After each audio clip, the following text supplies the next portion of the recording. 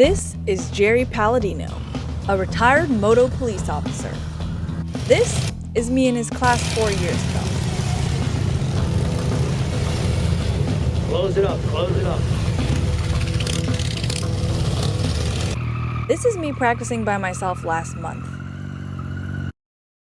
Not having practiced leaning on a big bike in so many years after taking that class, forgetting what I had learned, giving roots to bad habits and more mental blocks, I wondered, if I rode down 500 miles to his class, if he'd be willing to train me again so I can ride like this again.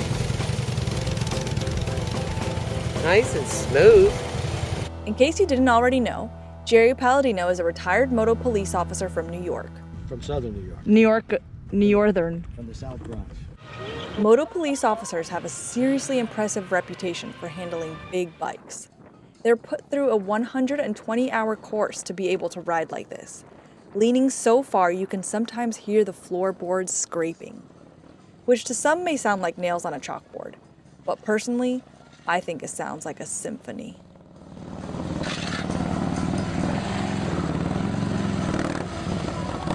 Not only did Jerry go through this course as a sheriff in New York, he also went through an additional, more challenging course, the Moto Instructor course. What year? 1999. Yeah.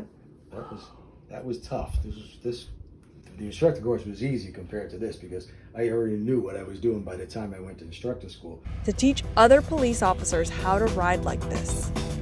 By modifying the exercises to be 24 feet rather than the 18 feet for the cops, he's been training civilians these skills for over 20 years. Just what you thought. I know my I had trained with him years before, but the thing about precision skills is they are perishable.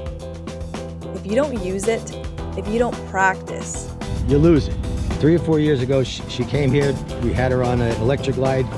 First a Sportster, then electric glide. She did excellent, but she didn't practice a single time since then. So it's almost like starting all over again.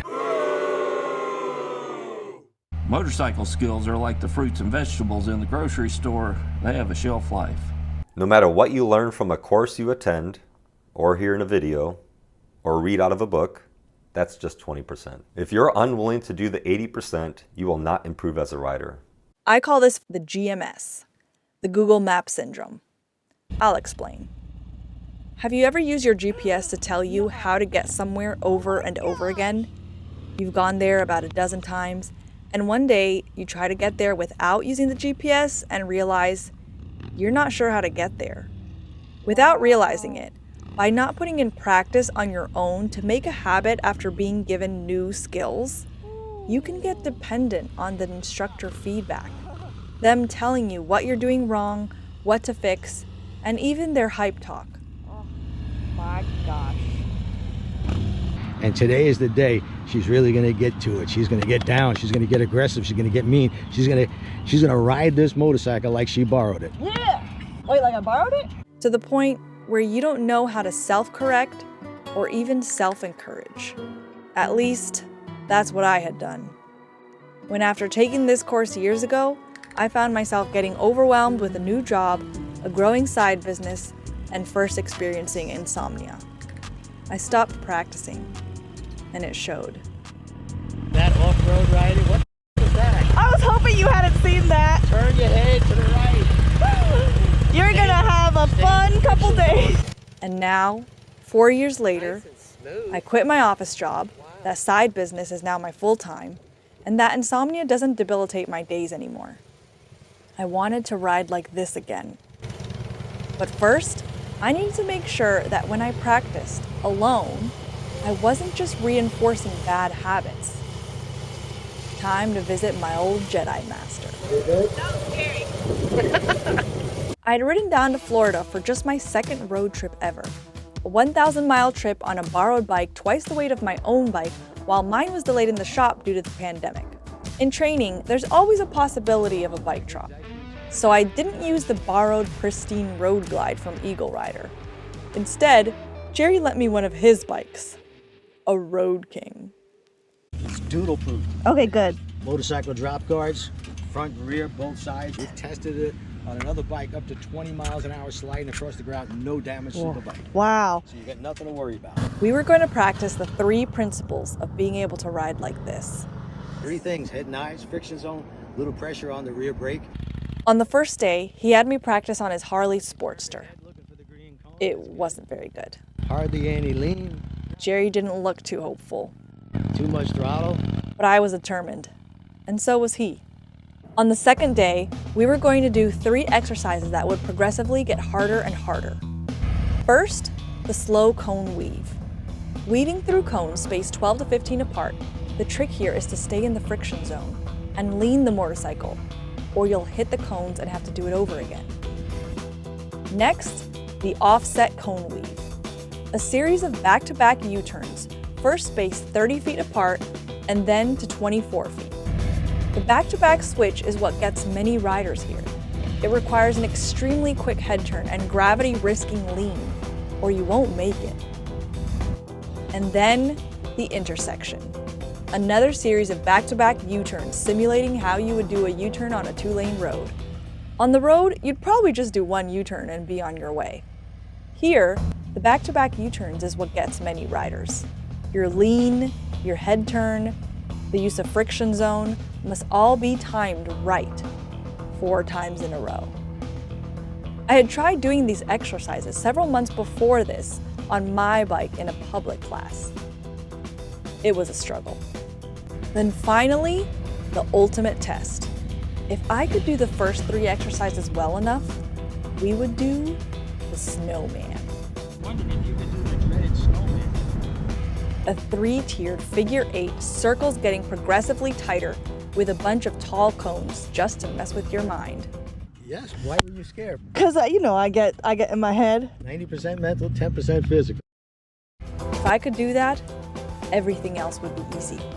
At least, that's what I told myself. Okay, this is her first try at the slow cone weave.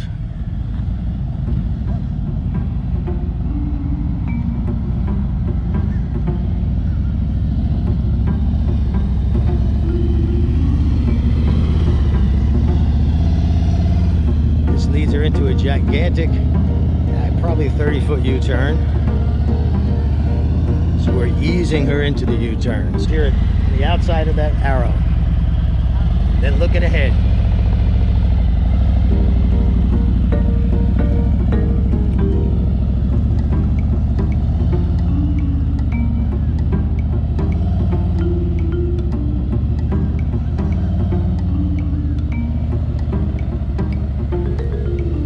Okay, 2 out of 3. Still a little inconsistent. As you notice, when you get towards the end, it feels like the cones are closer together. Does it feel like that to you? Yeah, are they? No, they're not. They're the same. But what's happening is, as you get to the end, you're starting to look down, look down. You're starting to look at the cone directly in front of you. So you make it around that one, and then you can't make it the next one. If you keep your head and eyes up and focus where you actually want to go, which is to the green cone, you'll see those other cones with your peripheral vision. This is why I say, if you don't use it, you lose it. It's not like riding a bicycle. While you may get it back quick, it's almost like starting all over again. So I think that worked for her, looking further ahead. And sometimes, as part of the mental training, a Jedi Master's gotta show a student how it's done.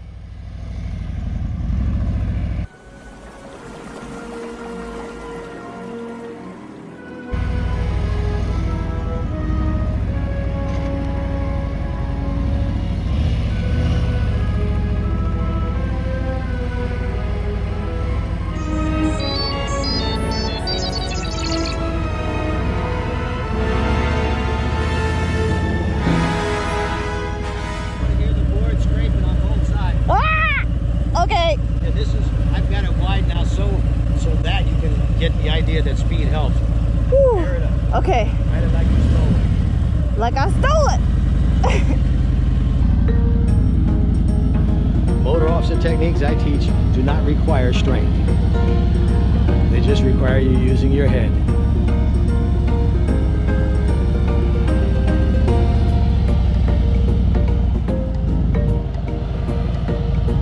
Going a little slow. Very normal. Way too much throttle. Too much throttle. Don't need near the yoke. That's Okay. what burned out the clutch on the Sportster. Okay. Oh, it did burn it out? Oh yeah, it's got it. Oh no. Okay, I called my clutch guy. He's sending me a new one.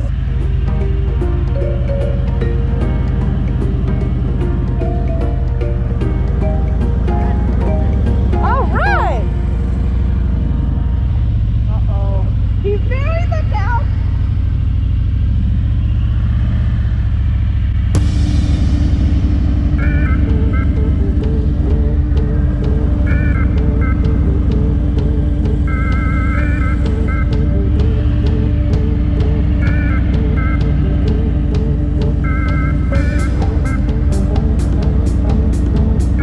All right, now we're going to add some circles to this since you're Okay. doing so good. Have you noticed that I tightened it down? I know, I was scared. But I got it in every time. Yes. Why were you scared? What were you scared of? Because I get in my head. Yes, it's 90% mental, 10% physical.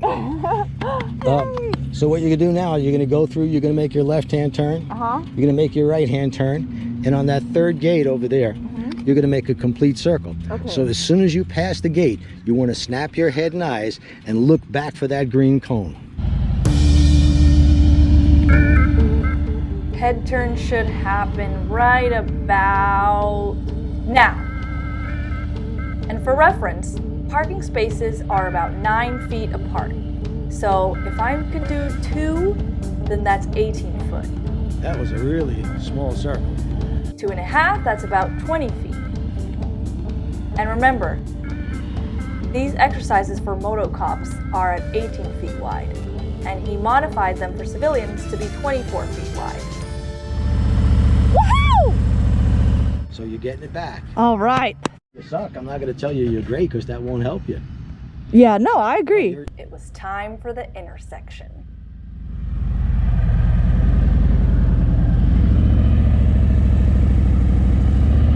Oh, forgot to look at it.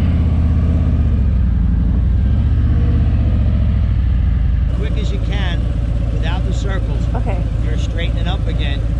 Don't do it. okay. On your mark, get set, go.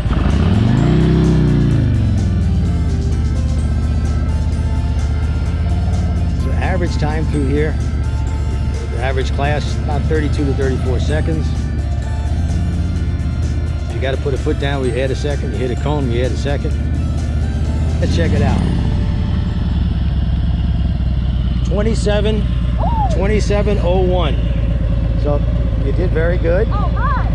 I've noticed today you stopped straightening up the bike in the middle of the turn. That's why you're able to make these turns. I stopped getting scared. Do it one more time. Let's see. So you got 27. Let's see if you can do 26. Okay. On your mark, get set, go.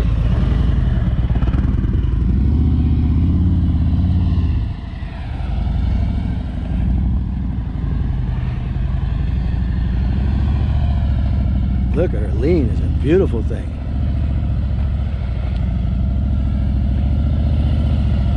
I'm proud of her.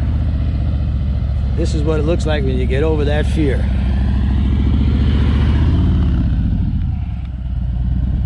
$26. Wondering if you could do the dreaded snowman. All right, here's Doodle and the Snowman.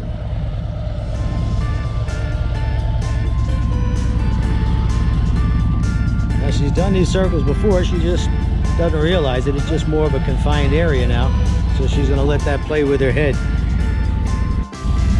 So the third time was the charm, except she did manage to knock over a couple of cones.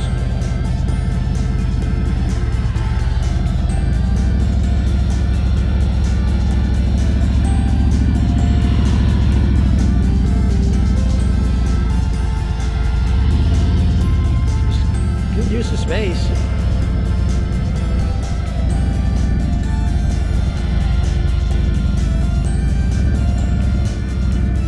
Fourth time, no error. Well, I gotta say, I'm proud of you because in 2 hours you went from being horrible to being pretty good. Went through the intersection in 26 seconds. Average time for riders after a 4-hour class is about 32 seconds. She went through without error, without hitting the cone, without putting the foot down. 26 seconds flat, that's very good. Made it through the snowman on the third try. Usually takes 5 to 6 tries. She did it on the 3rd try. Not perfect, but she improved tremendously in a very short amount of time. Thank you. I'll be back.